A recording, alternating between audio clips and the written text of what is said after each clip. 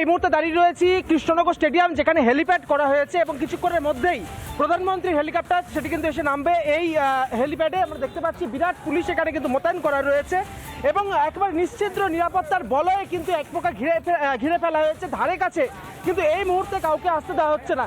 দূরে যে হেলিপ্যাড করা হয়েছে সেখানেই কিন্তু নামবে প্রধানমন্ত্রীর হেলিকপ্টার এবং পরপর 3 থেকে 4টি হেলিকপ্টার আসার কথা রয়েছে। এবং একেবারে সকাল থেকেই যে ছবি আমি তুলে ধরছিলাম যে এই হেলিপ্যাড চত্বর, এই স্টেডিয়াম চত্বর একেবারে কিন্তু আঁটো নিরাপত্তা বলা যেতে পারে। বিভিন্ন জায়গাতে পুলিশ ডেপ্লয়েড করা রয়েছে। রাস্তার দুপাশে আমি ভিডিও জার্নালিস্ট রক্তিমকে বলবো একটু ছবি দেখানোর জন্য। রাস্তার দুপাশে ব্যারিকেড করা হয়েছে যাতে কেউ এখানে ভিড় না করতে পারে এবং এক প্রকার বলা যেতে পারে নিশ্চিত নিরাপত্তার বলয়ে কিন্তু এই মুহূর্তে গোটা এলাকা ঘিরে ফেলা হয়েছে। এসপিজির যারা কমান্ডোরা রয়েছেন তারা কিন্তু ভেতরে ঢুকছেন, তারা বেরোচ্ছেন এবং বিভিন্ন জায়গা কার্যত এক প্রকার বলা যেতে পারে তল্লাশি করে দেখা হচ্ছে, খুঁটিনাটি পর্যবেক্ষণ করা হচ্ছে।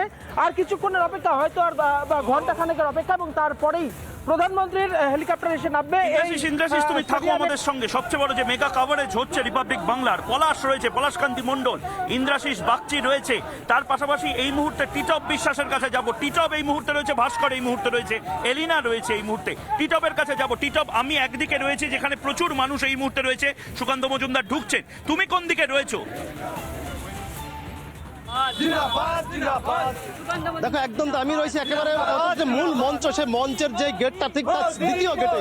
তুমি দেখো এই মুহূর্তে গোটা বাংলার মানুষকে দেখাচ্ছি, বিজেপি কর্মী সমর্থকরা তারা প্রত্যেকের মুখে দেখো একটাই স্লোগান, মোদি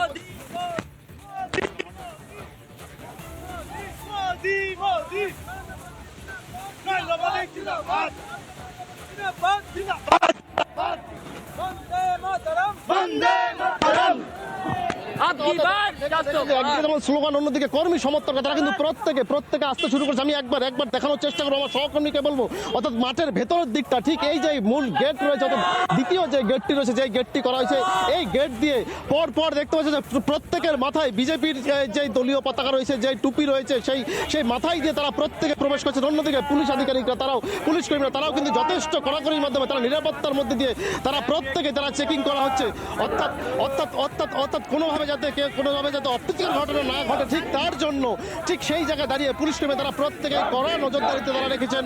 স্বাভাবিকভাবে তুমি এইখানে থাকো, আমরা ওই দিকের চিত্রটাও দেখলাম, কিন্তু ভাস্কর এই মুহূর্তে রয়েছে, ভাস্করের কাছেও আমি যেতে চাই এবং তার পাশাপাশি এখানে বিপুল জনসমাগম শুরু হয়ে গেছে। ভাস্কর, তোমার ওখানে কি চিত্র?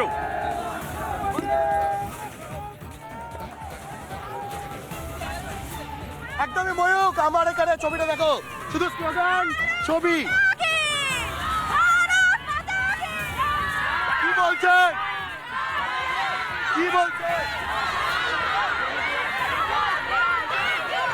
কি বলছেন তৃতীয়বারের জন্য মোদী প্রধানমন্ত্রী?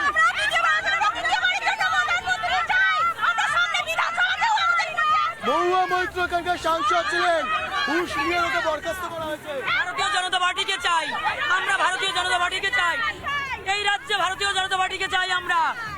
মোদি মোদি আমি যে জায়গাটা রয়েছি এই মুহূর্তে মহিলা মোর্চা যারা সদস্যরা রয়েছেন তারা এখানে লাগাতার মোদি মোদি স্লোগানে কিন্তু গোটা যে মাঠ, জনসভার মাঠ, সেটা ভরিয়ে তুলছেন। আমার ভিডিও বিশ্বরূপ সেই ছবি দেখাচ্ছে এই মুহূর্তে দাঁড়িয়ে। আরো একবার শোনাবো। একদম ভাস্কর, তুমি থাকো আমাদের সঙ্গে। এই মুহূর্তে প্রচুর মানুষও আমার দিকে এই মুহূর্তে রয়েছে। নমস্কার, রিপাবলিক বাংলার এই মেগা কাভারেজ এই মুহূর্তে আমি কৃষ্ণনগর থেকে করছি। আমি কৃষ্ণনগর হাই রোডে রয়েছি। হাই রোড অর্থাৎ যে রাস্তা দিয়ে সমস্ত মিছিলগুলো যাবে, একেবারে টপ শটে যদি আমি দেখাই, এই মিছিলটা এখানে যাবে এবং তার পাশাপাশি সমস্ত নেতা এই মুহূর্তে রয়েছেন আমার সঙ্গে। এই মুহূর্তে রয়েছে আরও একাধিক প্রতিনিধি। মেগা যে কাভারেজটা হচ্ছে, ভাস্কর আমার সঙ্গে রয়েছে টিটপ রয়েছে, ইন্দ্রাশিস রয়েছে, পলাশ, প্রত্যেকে রয়েছে এই মুহূর্তে। এবং তার পাশাপাশি আমাদের সবচেয়ে বৃহৎ যে কাভারেজ আমরা কৃষ্ণনগর থেকে প্রধানমন্ত্রী নরেন্দ্র মোদী আসছে, সেখানে আমাদের প্রত্যেকটি প্রতিনিধি প্রত্যেক জায়গায় রয়েছে। যেরকম হেলিপ্যাডে প্রথম প্রধানমন্ত্রী নামবেন, হেলিপ্যাডে রয়েছে আমাদের প্রতিনিধি। তার পাশাপাশি যেখানে সভা মঞ্চ, সেখানে আমাদের প্রতিনিধি রয়েছেন। যে রাস্তা দিয়ে যাবেন সরকারি অনুষ্ঠান, সেখানে আমাদের প্রতিনিধি রয়েছেন। এবং এর পাশাপাশি আমি এই মুহূর্তে রয়েছি যেখান থেকে নেতৃত্ব যারা রয়েছেন তারা বেরোবেন। এবং তার পাশাপাশি এই মুহূর্তে আমি সরাসরি চলে যাব পলাশের কাছে। পলাশ এই মুহূর্তে ভাস্করের কাছে যাব এই মুহূর্তে। ভাস্কর এই মুহূর্তে যেখানে রয়েছো সেটা একবার বিবরণ দাও ভাস্কর। একদমই ময়ূক, দেখো আমি যে জায়গাটা রয়েছি রিপাবলিক বাংলার মাধ্যমে যারা গোটা বাংলার মানুষ এই মুহূর্তে নজর রেখেছেন তাদের জন্য বলবো যে একদম মঞ্চের সামনে আমি রয়েছি। আমার সঙ্গে এখানে যারা মহিলা মোর্চার সদস্য তারাও রয়েছেন, তাদের সঙ্গে কথা বলবো, ভাইবটা শোনাবো।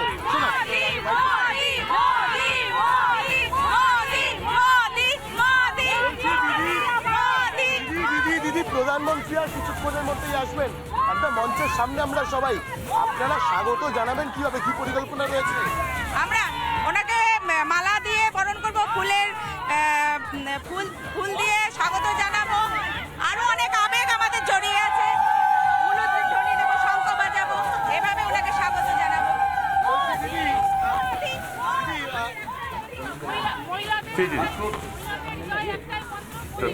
মোদি 3.0 তৃতীয়বারের জন্য প্রধানমন্ত্রী হবেন মোদি।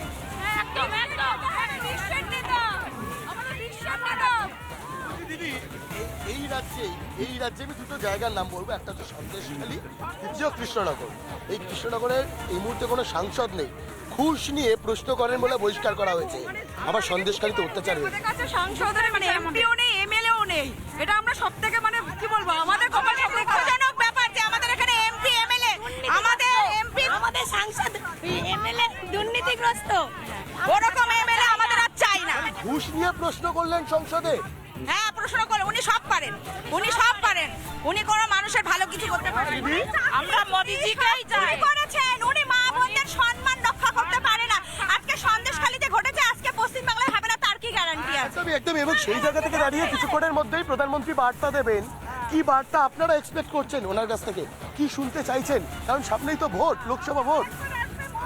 মোদি আবার প্রধানমন্ত্রী হোক, মোদিজি আরেকবার আসবেন, আবার আসবেন মোদি, আবার আসবেন মোদি।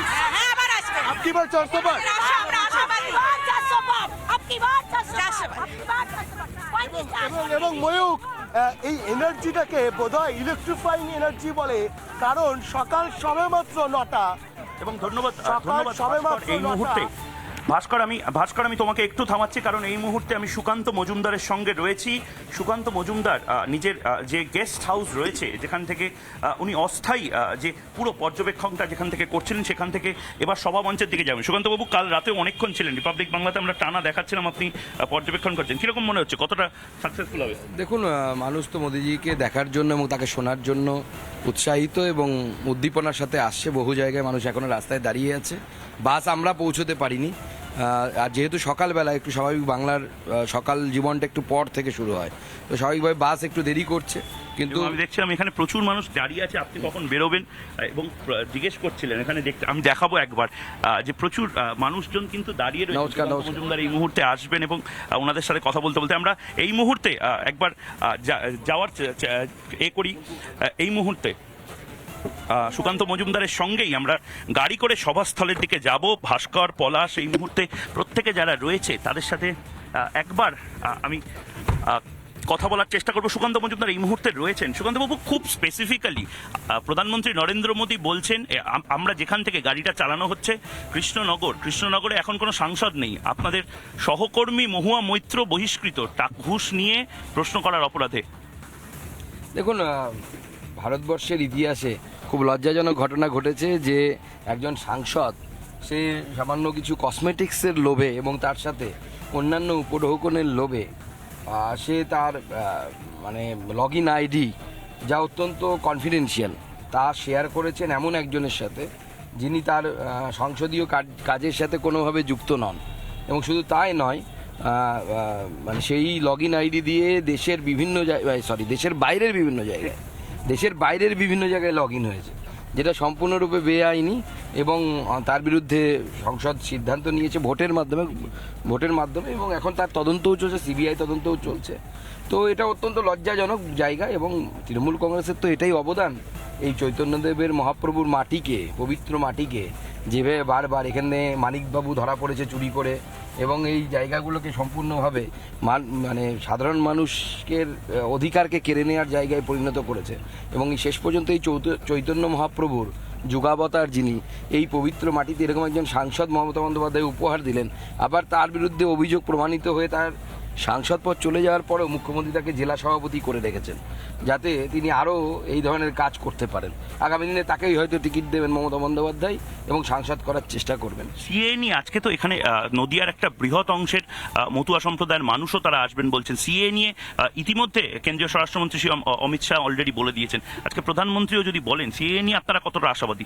দেখুন, সিএ নিয়ে তো যা বলার মাননীয় প্রধানমন্ত্রী বলে দিয়েছেন, হ্যাঁ, এবং মাননীয় স্বরাষ্ট্রমন্ত্রী বলে দিয়েছেন।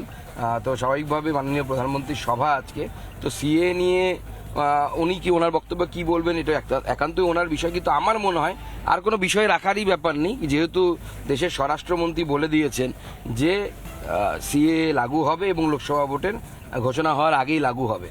স্বাভাবিকভাবে আমরা মনে করছি যে সিএ লোকসভা ভোটের আগে স্বরাষ্ট্রমন্ত্রীর যে বক্তব্য সেই বক্তব্য অনুসারে লাগু হয়ে যাবে। এটা ম্যাটার অফ টাইম।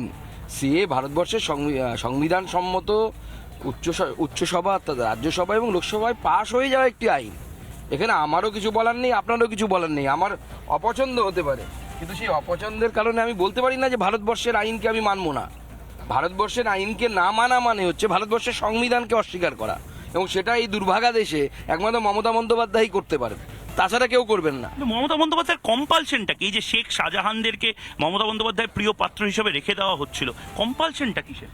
দেখুন, মমতা বন্দ্যোপাধ্যায় মনে করেন যে এই সমস্ত কাজকর্ম করলে সংখ্যালঘু ভোট ওনার সাথে আসবে, কিন্তু আমার পূর্ণ বিশ্বাস আছে এবং বিশেষ করে সিএ লাগু হওয়ার পর সংখ্যালঘু ভাই বোনেরা বুঝতে পারবেন যে বিজেপি সত্যি কথা বলছিল, মমতা বন্দ্যোপাধ্যায় মিথ্যে কথা বলছিল। তার কারণ হচ্ছে মমতা বন্দ্যোপাধ্যায় বারবার বলছেন যে সিএ এর মাধ্যমে নাকি মুসলিমদের নাগরিকত্ব কেড়ে নেওয়া হবে। আমি সংখ্যালঘু ভাইদেরকে বলবো যে আপনারা এই যে মমতা বন্দ্যোপাধ্যায় যে কথা বলেছেন, এই কথা সত্যি না মিথ্যে সিএ লাগু হলে প্রমাণ হয়ে যাবে। প্রমাণের থেকে তো বড় কথা কিছু হতে পারে না। তো প্রমাণ যখন হয়ে যাবে তখন আপনারা বুঝতে পারবেন যে সত্যি কথা বিজেপি বলছিল সিএ নাগরিকত্ব দেওয়ার আইন, এর মাধ্যমে কারো নাগরিকত্ব যাবে না, কারো নাগরিকত্ব যাওয়ার বিষয়ই নেই, এবং এই সিএ এর মাধ্যমে উদ্বাস্তুদেরকে নাগরিকত্ব দেয়া হবে এবং এর ফলে কারো বিন্দুমাত্র ক্ষতি হবে না, কিছু মানুষের লাভ হবে। অনেকে দেখছি বিশাল মিছিল করে যাচ্ছে এবং আমি দেখছি পুলিশরাও আপনাকে হাত নাড়াচ্ছে। মানে এই স্বতঃস্ফূর্ত আবেগটা হঠাৎ করে যেখানে একদম প্রকাশ্যে তারা হাত নাড়াচ্ছে, তারা বলছে, মানে কোথাও গিয়ে একটা পরিবর্তনের আভাস পাচ্ছেন? মানুষ পরিত্রাণ চাইছে। এই যে সরকার, এই সরকার এমন একটা সরকারে পরিণত হয়েছে, মানুষের আর বিন্দুমাত্র আস্থা, ভালোবাসা, শ্রদ্ধা কোনো কিছুই তৃণমূল কংগ্রেস সরকারের মধ্যে নেই, সরকারের উপরে নেই। তাই মানুষ চাইছে যে এই সরকারের কাছ থেকে পরিত্রাণ, সরকারের কাছ থেকে পরিত্রাণ চাইছে। এবং এই মুহূর্তে সবচেয়ে বড় যে কাভারেজ আমাদের হচ্ছে এখানে, ইতিমধ্যে রাজভবনের সামনে এলিনা আমাদের প্রতিনিধি রয়েছেন, প্রধানমন্ত্রী নরেন্দ্র মোদী এখনো বেরোননি, সেই কাভারেজ আমরা দেখাচ্ছি। আমি সুকান্ত মজুমদারের গাড়িতে রয়েছি। সুকান্ত মজুমদার, দুদিকে আমি যেভাবে দেখাচ্ছি দুদিকে হাত নাড়তে নাড়তে যাচ্ছেন, এবং ইন্দ্রাশিস আমাদের প্রতিনিধি হেলিপ্যাড গ্রাউন্ডে রয়েছে, পলাশ রয়েছে, ভাস্কর রয়েছে, প্রত্যেকে রয়েছে। এই আবেগটা কোথাও গিয়ে আপনাদের, মানে আমি একদম সহজভাবে বলতে গেলে, মানে আমি ঘুরিয়ে পেঁচিয়ে বলছি না, আপনারা এই যে আবেগ মানুষের, এই আবেগটা আপনারা ভোট বাক্সের লাভ উঠাতে পারবেন?